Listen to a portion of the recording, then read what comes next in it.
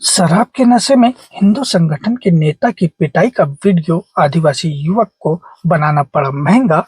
दूसरे दिन नेताओं ने कर दी जमकर पिटाई, बनाया मुर्गा, किया वीडियो वायरल। मामला बैतूल के कोठी बाजार का है। शुक्रवार की रात करीब 11 से 12 बजे के बीच में शराब के नशे में शराब की दुकान कोठी बाजार के पास हिंदू संगठन के नेता चंचल राजपूत कुछ युवकों से उलझ गया था। उलझने के बाद बात इतनी बढ़ गई कि युवकों के द्वारा चंचल राजपूत की जमकर पिटाई करना चालू कर दिया। उसके बाद कुछ हिंदू संगठन के और युवा नेता वहां पहुंचे, जिनकी भी पिटाई का वीडियो वायरल हुआ। इस पूरे घटनाक्रम में आने जाने वाले राहगीरों ने भी वीडियो बनाया। वहीं राजू के नाम के आदिवासी युवक ने भी वीडियो बनाया। वीडियो वायरल होने के बाद कोतवाली में शिकायत तक नहीं हुई। शिकायत नहीं होने के बाद वीडियो पूरे शहर में वायरल हुआ।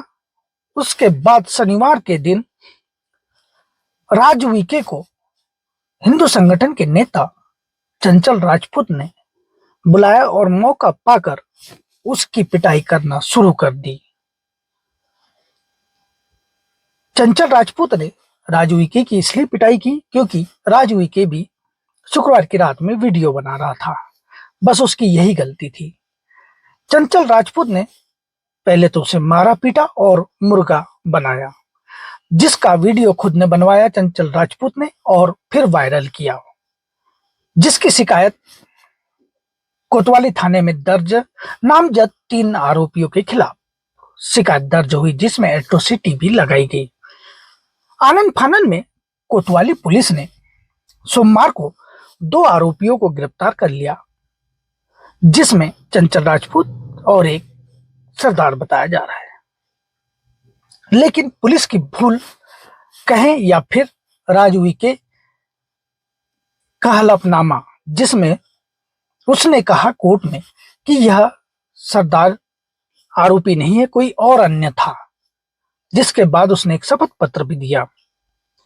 लेकिन कहीं ना कहीं यह बात जाहिर होती है, क्या पुलिस का दबाव था या युवक अन्य किसी दबाव में आकर पीड़ित युवक ने कोर्ट में जाकर एक शपथ पत्र दायर किया। शपथ पत्र में लिखा था कि जिस व्यक्ति ने उसके साथ मारपीट की, कटघरे में खड़ा व्यक्ति वह नहीं है, कोई और है।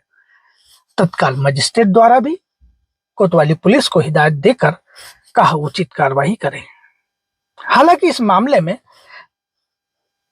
पीड़ित पक्ष होस्टाइल हो चुका था, जिसके कारण चंचल राजपूत और एक सरदार युवक को जमानत मिल गई।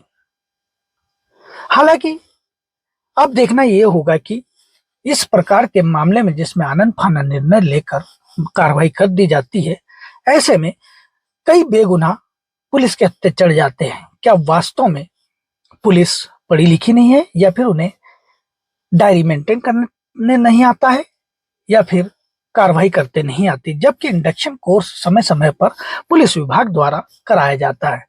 फिलहाल आरोपियों को जमानत मिल चुकी है। वहीं पुलिस पर भी सवालिया निशान उठ चुका है कि क्या वास्तव में यह कार्रवाई उचित हुई है या नहीं। अब देखने वाली बात होगी कि तीसरा आरोपी कब पकड़ाया जाता है। 11:30 बजे मैं अपने घर लौट रहा था।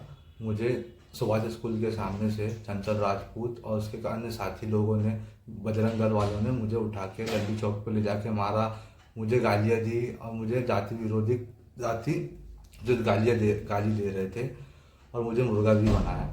तो मैं प्रदेश अध्यक्ष चित्तू पटवारी जी से और नीले भैया से, नीले डागा जी से मैं निवेदन करता हूँ कि मुझे इंसाफ दिलाया जाए।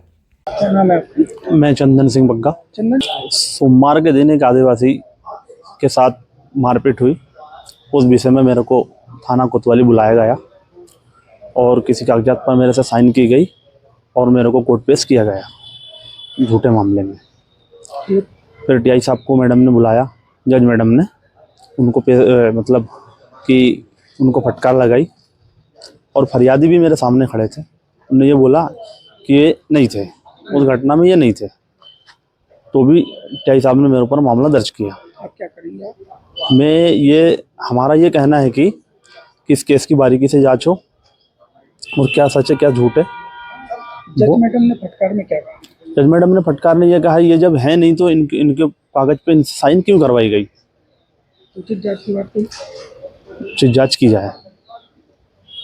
ने जो गिरफ्तारी की वो सही गिरफ्तारी की थी। नामजद एफआईआर हुई थी चंदर सरदार की और उसकी गिरफ्तारी हुई थी। साथ में एक और जो आरोपी था चंचल राजपूत, उसकी गिरफ्तारी के बाद हम न्यायालय पेश किया था, जहां पर फरियादी द्वारा एक शपथ पत्र दिया गया है।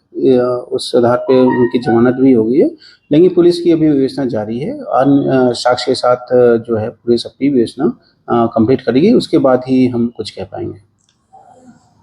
परसों की रात में एक आदिवासी युवक के साथ कई युवकों ने मारपीट की थी, जिसकी शिकायत कल उक्त युवक द्वारा बैतूल कोतवाली में की गई थी, जिसमें आज 2 युवकों को गिरफ्तार करके माननीय न्यायालय में पेश किया गया।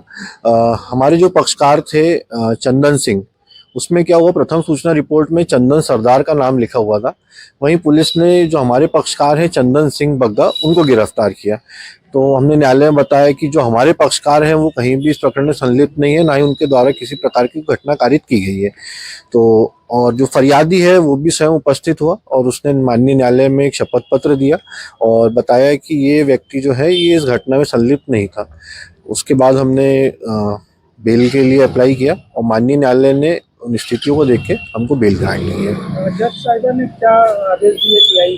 नहीं, ऐसे कुछ आदेश नहीं दिया। अभी क्या है, प्राइमा फेसिया रिमांड की स्टेज है, पुलिस जांच में अभी करेगी और हम भी कल हमारे पक्षकार के साथ वरिष्ठ अधिकारियों से इस संबंध में मिलेंगे और उनको जानकारी देंगे कि किस तरह हमको इस प्रकरण में झूठा आलिप्त किया गया है, और वहीं अब जो आगे वैधानिक कार्यवाहियाँ होगी विधिक तौर पे, उस पर हम आगे बढ़ेंगे। अभी सोशल मीडिया पे कल एक वीडियो वायरल हुआ जिसमें स्पष्ट रूप से ये दिखा गया कि एक आदिवासी भाई हमारा राज उइके, उसको बजरंग दल का एक कार्यकर्ता चंचल राजपूत, उन्होंने अब उनके साथियों के साथ में अपहरण किया उसका, और यहीं बैतूल की घटना है। उसे बेरहमी से मारा, पीटा, लात घूंसों से भी मारा, उसके मुंह पे भी लात मारा और मारते रहे। और मारने के बाद में वो उसको जान से मारने की भी धमकी दी और गाली गलौज भी की और जाति सूचक शब्दों का भी प्रयोग किया। और इससे उस वीडियो को देखकर ऐसा लग रहा है कि मानवता ख़त्म हो गई है और दया नाम की कोई चीज़ नहीं बची। अगर कोई बात थी, उनके बीच में किसी चीज़ का विवाद था, तो पुलिस क्यों, किस लिए है, कानून किस लिए? कानून के पास जाते, पुलिस के पास जाते। लेकिन कोई व्यक्ति अगर कानून अपने हाथ में लेता है तो आज आदिवासी समाज और पूरे कांग्रेस पार्टी आज उस घटना के विरोध में हम पुलिस अधीक्षक महोदय जी को, महामहिम राज्यपाल महोदय जी के नाम ज्ञापन देना है, क्योंकि राज्यपाल महोदय हमारे आदिवासियों के संरक्षक होते हैं। और हम महामहिम राज्यपाल महोदय जी से ये मांग करने आए हैं कि वो जो आदतन अपराधी है उसके खिलाफ, चंचल के खिलाफ पहले भी कई प्रकरण ऐसे दर्ज है, हमारे जानकारी मिली है, कई बार उस ऐसी घटनाओं को अंजाम दे चुका है। तो हमारा ये निवेदन है कि उसके खिलाफ अपहरण का मुकदमा, मारपीट का मुकदमा, जान से मारने का मुकदमा और हत्या का प्रयास, ये सब, और अनुसूचित जाति जनजाति अत्याचार निवारण अधिनियम के तहत उसके ऊपर कार्रवाई हो और उस अपराधी के घर पे बुलडोजर चले। ये हम सरकार से मांग करते। जब तक बुलडोजर ऐसे अपराधियों के घर पे नहीं चलेगा, तब तक समाज में और मानव समाज में एक अच्छा सकारात्मक संदेश नहीं जाएगा। क्योंकि जब से भारतीय जनता पार्टी की सरकार मध्य प्रदेश में है, चाहे हम सीधी की घटना उठा के देख ले या नेमावर की घटना उठा के देख ले या नीमच की घटना देख ले, हर जगह आदिवासियों के ऊपर इस तरीके से उन्हें मारा जाता है, पीटा जाता है और दबंगाई से वीडियो भी बनाया जाता है और उसे वायरल किया जाता है। हम साथ में चंचल राजपूत तो है ही, और उसको संरक्षण देने वाले उस समय घटना में कौन कौन व्यक्ति मौजूद था, उन सबके ऊपर इन धाराओं के तहत मुकदमा पंजीबद्ध होना चाहिए, ताकि बैतूल जिले का माहौल शांतिप्रिय बने। क्योंकि बैतूल जिला शांतिप्रिय जिला है, यहाँ पे कभी सामाजिक रूप से कभी किसी के साथ में अत्याचार शोषण नहीं हुआ है।